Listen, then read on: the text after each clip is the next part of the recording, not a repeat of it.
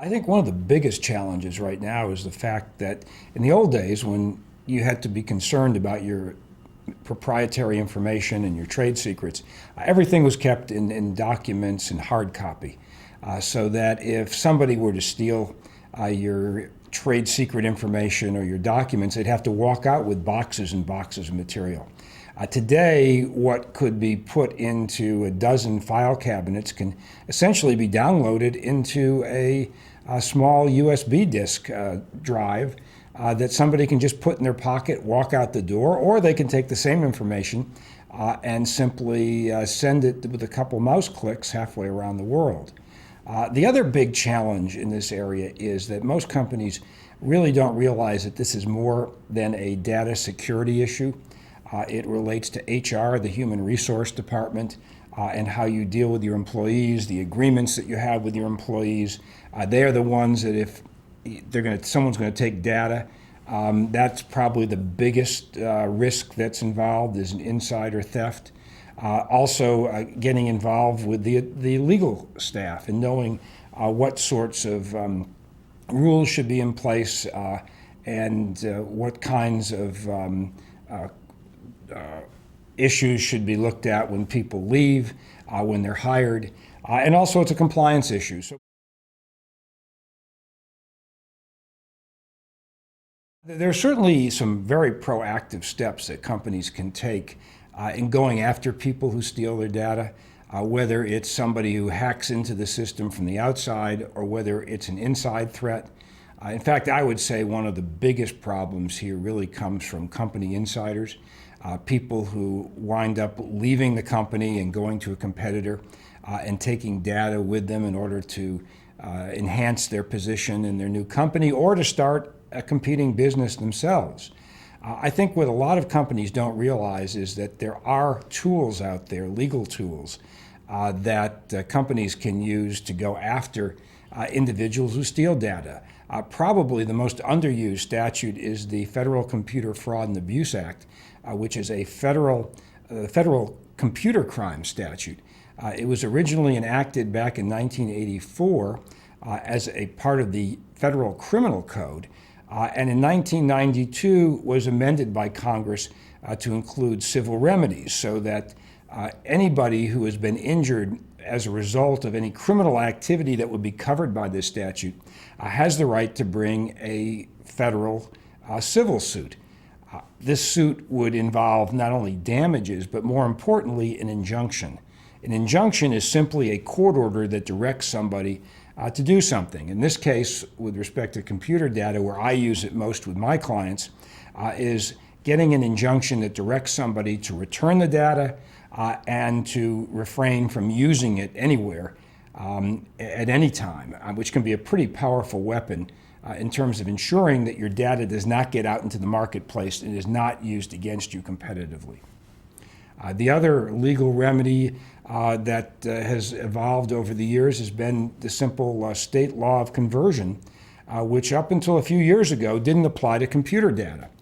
In fact, the old rule was that conversion only applied to tangible property.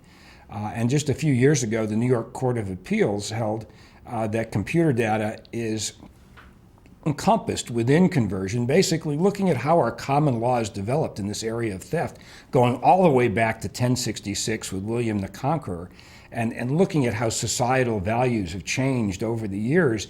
And as societal values have changed, so hasn't the common law. And in this particular case, the New York Court of Appeals decided that because computer data is so important to our commercial life, so important to what we do every day, and is so ubiquitous, that there is no good reason why it should not be included as part of the property that's encompassed within conversion.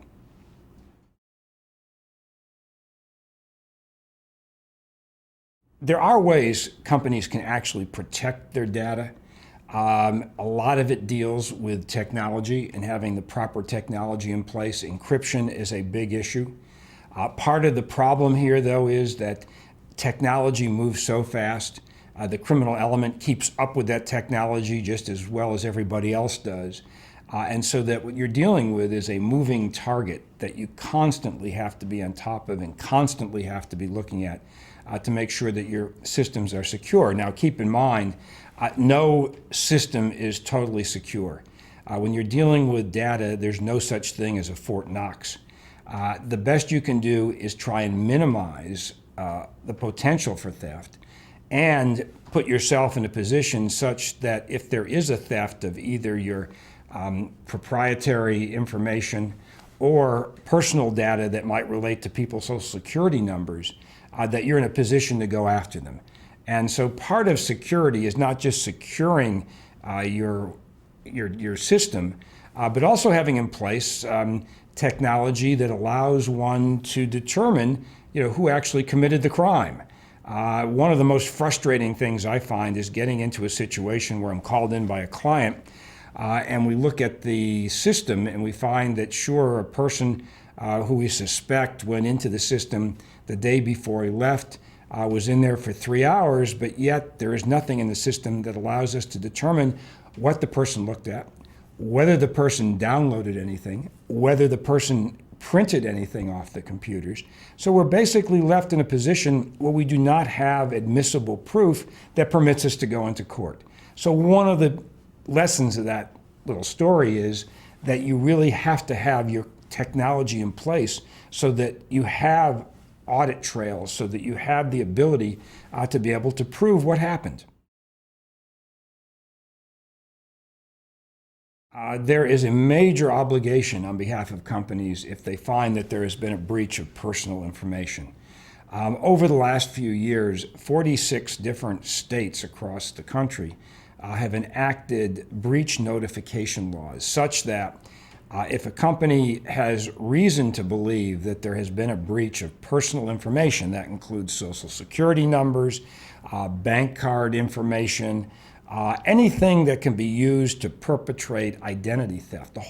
One of the most important things that a company can do to determine that is really have in place a protocol such that they can investigate and determine pretty quickly whether or not there really is a need to disclose. Now, the federal government has not yet enacted a encompassing law on this subject. There is in the TARP bill, the stimulus bill that was enacted at the beginning of 2010, amendment to the HIPAA Act, which is the Healthcare Act, that actually does now put a federal law in place for breach notification.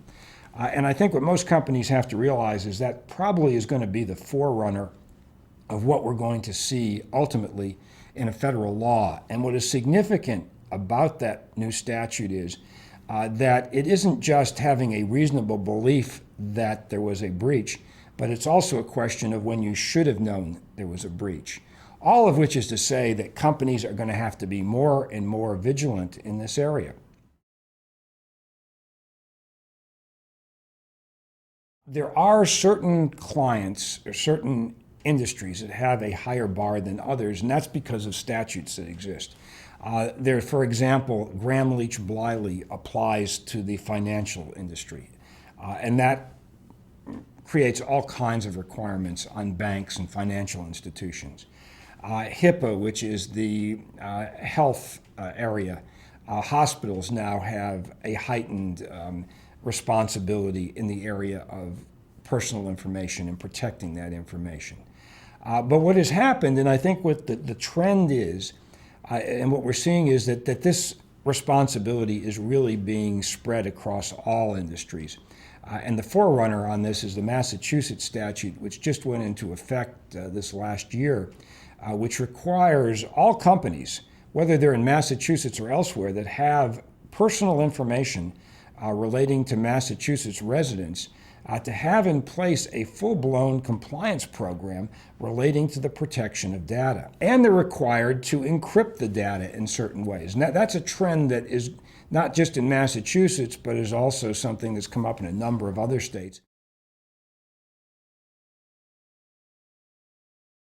Even though there are 46 state laws with respect to this data notification, consumer notification, there are some general principles that you can take out of all of these laws and pretty much comply with them. But they all are basically kind of have the same parameters to them, that if you have a reasonable basis to believe that there's been a breach, you have to notify.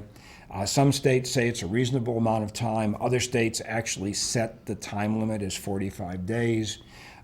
If you notify law enforcement and law enforcement asks you not to notify because they want to conduct an investigation, that gives you some breathing room in terms of having to notify consumers.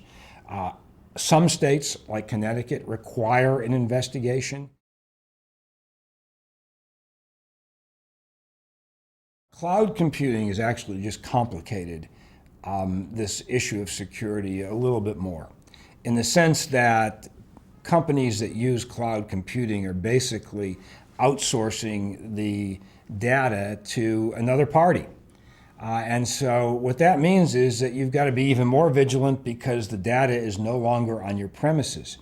You have to ask yourself, do you know who the company is? Do you know what kinds of protection they're providing for the data? And if there is a breach, what kind of control are you going to have over that data? Are you going to be able to conduct the investigation as opposed to having the third party conduct the investigation? Are you going to have access, if you need to get that data, in order to comply with just your document retention program? Are you going to have access to that data to be able to comply with e-discovery obligations, which are becoming a big issue for every company? If you look at the 46 state laws that require notification to consumers if there's reason to believe there's a breach, all of those laws require third parties that are holding the data to immediately notify the other company or the owner of the data that there has been such a breach. But that really is only the start of it. It just kind of begs the issue about who then conducts the investigation. This past year, there have been two major privacy decisions that have come out. One from the Supreme Court, the Kwan case, which is a case out of Northern California. The city of Ontario had a policy that basically is the same policy that most employers have, that you can only use the computers for non-personal use, so you can only use the computers for business purposes, and and in this particular situation, this related to text messages. And the police officer basically was paying for the use of the text messaging, but they were told that the policy was that the police department could look at anything. Well, it turns out that this particular police officer had some sexually explicit text messages, which were found at some point by one of the officers reviewing this.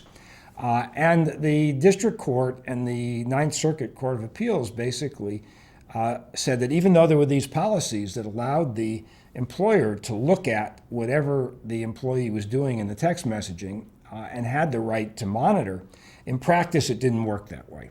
And so therefore this employee did not have had an expectation of privacy that his text messages would not be looked at. The Supreme Court reviewed it, reversed it, and basically said under these circumstances that what the city did not violate the Fourth Amendment to the Constitution. The other case of interest in this area relating to the attorney-client privilege was from the Supreme Court of New Jersey, where a woman at work had written to her attorney before she left, thinking about suing her company for discrimination, and used the company computers to do that, but used a web-based email. And of course, after she left, the company looked at her computer and found the temporary file in which this email was sent to her attorney. So the question was, even though the policies were in place that said that the computers belonged to the company and that all of the information on there belonged to the company and that she could only use it for business purposes, the Supreme Court of New Jersey said that no, that the privilege applied here regardless. I mean, very, very blanket prohibition here, which I'm not sure would be followed in any other state. But I think one of the big lessons to learn from this particular situation was, again, an inconsistency in policies.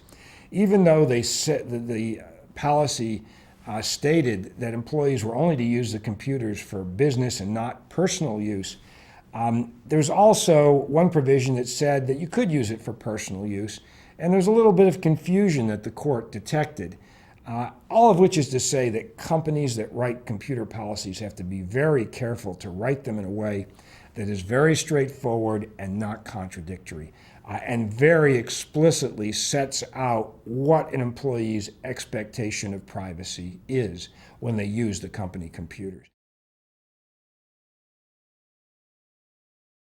There are basically 7 areas of importance that a company has to look at in terms of mitigating its risk, in terms of protecting its data. First and foremost is the hiring process. This is the area where new people, new employees come into the company. It's an opportunity to explain to people what the rules are concerning data. It's the place where you can be certain that people who are coming into your company are not bringing data from their former employer, which can create risks in terms of being sued by your former employer, as well as criminal risks of being prosecuted by the federal government for the Economic Espionage Act or the Computer Fraud and Abuse Act.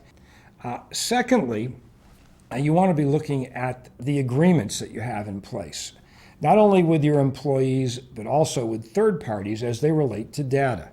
What responsibilities do employees have in terms of returning data to the company when they leave? What are the responsibilities that the employees have in terms of their access to the company computers?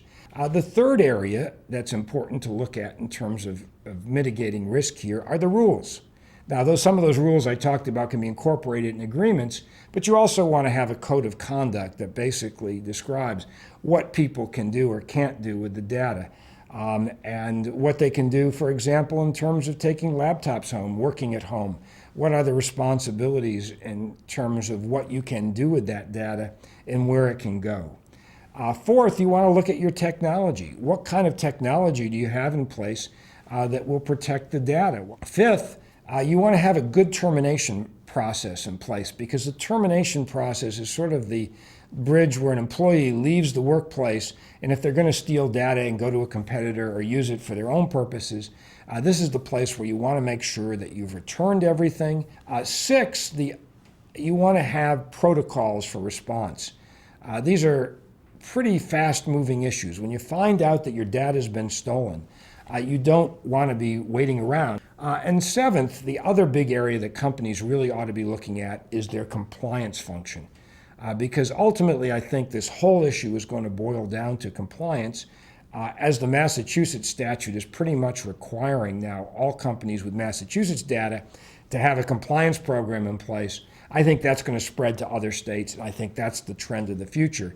But what I advise my clients to do is, if you're going to be protecting the personal data, there's no reason not to be also protecting your competitively sensitive data, since the marginal cost is pretty slight and the danger is just as great to the company.